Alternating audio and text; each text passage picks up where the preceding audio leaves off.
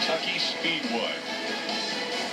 Get NASCAR coverage when you're on the go with NASCAR Mobile, the official app of NASCAR. It's race coverage, live in-car cameras right at your fingertips. You can even listen to drivers and teams discuss race strategy. Download for free at NASCAR.com/mobile.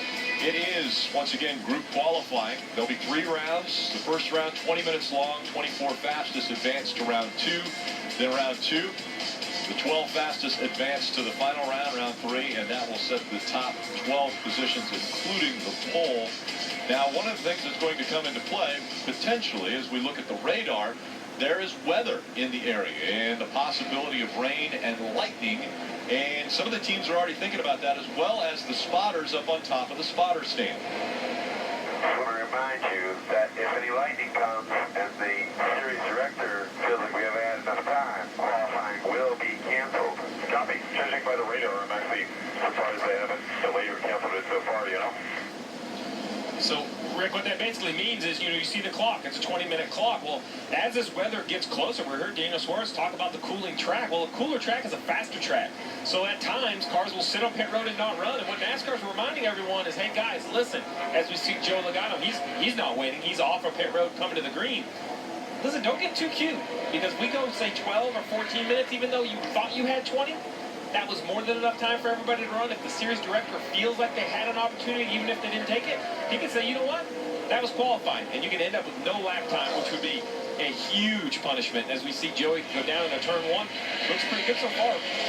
And Steve, that series director discretion could mean anything. I just talked to Adam Stevens, crew chief for Kyle Busch, about that a moment ago. He said it absolutely is going to ramp up the intensity here earlier, because if you're one of these cars that feel like you have a shot at the pole, and obviously it's going to be very important for Saturday night, you want to get out immediately right now, because that could mean 5 minutes, it could mean 10 minutes. It's really up to the series director. And keep this in mind, there's still 4 or 5 cars back in inspection that won't even get a shot at a lap within 5 or 10 minutes. So this is very interesting here, qualifying in Kentucky with the weather approaching like it is. And we saw there Trevor Bayne trying a little shorter route, way on the inside of the apron, inside that yellow line. And you can do that in Kentucky. We have left the confines of Daytona where you can't go below the double yellow line. Here you can go anywhere there's asphalt. Yeah, I think it's important to note that NASCAR will be watching to see if teams have lined themselves up trying to make a run. If you have a team that driver's not in the car, they've not presented themselves on pit road, they're still sitting in their pit stall, they're not even trying, right? They're not even trying. So if this thing happens where there's 5 minutes left, you have guys that ain't even trying to get out there, trying to wait for the last possible moment. I don't know how much sympathy they'll have with that. If there's times the community has to work together, and this is one of those times.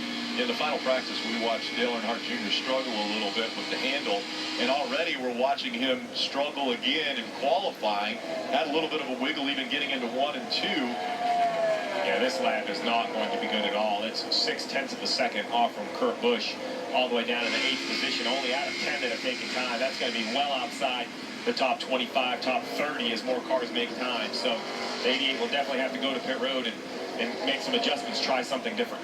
Excuse me if this has been said, but I just stepped in the booth. I was in the NBC Toyota own car, and it has cooled down dramatically. Yep. It is completely different from how it was when these guys practiced. The track, I would think, would have more speed in it. I've not seen it yet, but it is so much cooler than it was. So, Jeff, that brings up a question that, as we see Kenseth, I think this is the speed you were looking for. This right here is going to be down close to the track. Well, he didn't get off forward, but he did get off forward very well. Got out of the groove, tried to get in the throttle too quick, and just got out of the groove and lost a ton of time off on the exit of 4. So what I was going to say about the weather is, as it cools and the grip increases, the question is your balance changes as well. It's not just equal grip front to back, so it's going to really come down to who made the correct adjustment for the new weather conditions. We saw a little bit of a bump there out of Casey Kane, again going down onto the apron, where I believe there's actually even a drain that's down there that some of the drivers have talked about going through and around, and it's upsetting the car, as Casey Kane is the fastest now at 28.80. And how about Darrell Wallace Jr. right behind him at a 28.88? So good run for Darrell Wallace Jr. So the other interesting thing is, because the fresh pavement, we talked about the weather ramping up the intensity. I also feel that the intensity will stay pretty high, because I think cars can go out and improve their time if they make good adjustments. Right. Tires don't lose a lot of grip. You see Kyle Busch, he just got out of the Xfinity car after sitting on the pole and for that race later tonight. So far, so good in the Cup car. You know, we talked about this racetrack being different from one end of the track to the other, and Kyle Busch is going to go to the top of the board, I believe. Yep, he won in a 28-73. I think that's hardest in qualifying. I think in the race, you get into a rhythm, and you know, okay, I got to lift a little earlier. I can attack 1 and 2. But in qualifying mode, you're in attack mode the entire lap. So it's going to be exceptionally easy to overdrive the entry to turn 3 and mess up your exit to turn 4. Drivers are really going to have to refrain from trying to get too much on the entry to turn 3. Rutledge Wood.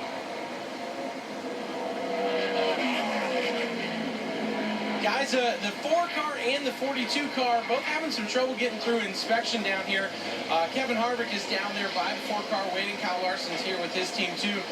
The impressive thing might be the speed of which these teams are literally running with the cars around to go through again, making tiny adjustments each time. But obviously these guys are hoping that the rain stays away and they'll get a shot to get out there. Guys? And we just saw Ryan Blaney come very close to the track record, 28.641. The record is 28.603. So Blaney very close to a track record on his first run out. Danica Patrick on the clock. Well, I was going to say, Rick, this is only round 1, and I feel that, when the going gets closer to the finish, if the weather does hold off, we get to those later rounds, I think the speeds are going to continue to go up. So you think it's inevitable that a new track record will be set if we're able to get all the way through the 3rd round? Well, last week in Daytona, it was over-under on yellows, and I took it over. You did. But now if it's over-under on the track record, I'm going to say under.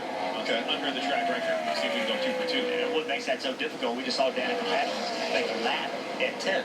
So ultimately, that may end her up somewhere around 19th, 18th, somewhere in that range. She can't assume that she's going to be locked in. She's going to have to assume that you're going to be able to go faster. So those teams in that range, they're going to have to stay ready. If you see on the left side of your screen the rundown, you see Ryan Newman all the way down there at 21st. Well, if you're a Ryan Newman fan, I wouldn't panic about the handling of his race car. The 31 had an engine issue early today. They changed engines. So, Rick, they're going to be starting at the rear of the field regardless because that engine changed. So I believe Ryan Newman just went out here, probably ran a very conservative lap, put his best foot forward, try to get a pit pick, but I would assume that they probably have more speed than that. There's no reason to risk the race car on this treacherous racetrack. Stenhouse Jr. We see the sparks. That's not what you want to see when you're qualifying. But it's hard to see from that angle if it was off the... It looked like it was off the side skirt material. You see the left side hitting. The right side is metal because the exhaust pipe is over there, and it'll obviously melt a plastic pipe. But interesting to see. So you saw the sparks in 1 and 2 where the banking is, and no sparks in 3 and 4. That shows you the difference between the 2 ends of the racetrack right there. Well, you also saw it on the lap tracker. You saw how he went into turn 3 in pretty good shape, never got to the bottom, and lost 2.5, almost 3/10 from the middle of 3 to the exit of 4. So there's so much time to be gained and lost on that end of the racetrack. So Boyer on track and on the clock. As is Jamie McMurray in the 1. This 1 car, Jamie McMurray, there's so much conversation about Kyle Larson, and there should be for the performance he's putting up this year. You would think, Jamie, this is a good lap right here. He's trending quicker than the current fast time of Ryan Blaney. I'm just waiting for this 1 to break through because Jamie McMurray has won some big races, Daytona, Indy. He knows how to win a race. I'm sure he wants to kind of put his name on one of these trophies. We're seeing everyone lose it, really, through 3 and 4. Very difficult to get through those turns on that end of the track. Chase Elliott, there's your track record, 28.50. Wow. That's big. 28.506 for Chase Elliott. He goes out, breaks the track record at Kentucky. That is an average. And again, they're turning speeds upwards of 200 miles an hour when they enter turn 1, but that's an average speed around this 1.5-mile track of 189.434 miles per hour. Well, welcome to NASCAR's dilemma. We came here last year with low downforce, and they ran a 28.60. You come back the next year with low downforce again, and these teams continue to find more speed. I mean, that is the struggle, and I always want to say downforce changes and rules changes. That garage area is stacked full of very smart people trying to make lap time, trying to make speed, as Eric Jones runs 5th right there.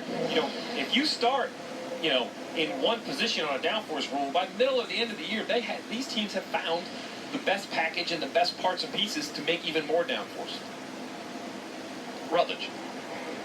Rick, I'm down here with Kyle Larson, who his team, I'm telling you, the athleticism of which those guys are moving this car around the garage, unbelievably impressive. A lot like your 6 wins and 6 sprint car races, man. Is it weird to get back in a normal stock car after that much? Well, I've been racing stock cars in between the sprint car stuff, so, but no, it's just been a lot of fun. I always love the summer months because that's when a lot of midweek stuff starts happening, and get to race in sprint cars as well as do all this stuff, Xfinity and Cup racing on the weekends. So, having a good year so far. Would like to get our Target Chevy through Tech so we can go qualify. I was really quick in practice, so it'd be nice if I could get out there and run some laps. We know you're not afraid of different conditions on a racetrack. Speaking specifically about Kentucky and what you like, where you think the track is earlier, if there is some rain later, what do you think is going to happen with it? Yeah, I don't know. It was pretty slick already, so I'm sure the rain will just make it a little slicker for tomorrow, but we'll see. I don't know. I think the Xfinity race, if they get it in tonight or tomorrow after the rain or whatever, that'll help get some rubber on the track and make it better for our race. But repaves are always tough, so it'll be interesting. Take these boys to Target later, get them a Gatorade or something. It's impressive out there. Yeah. We're Powerade products over here.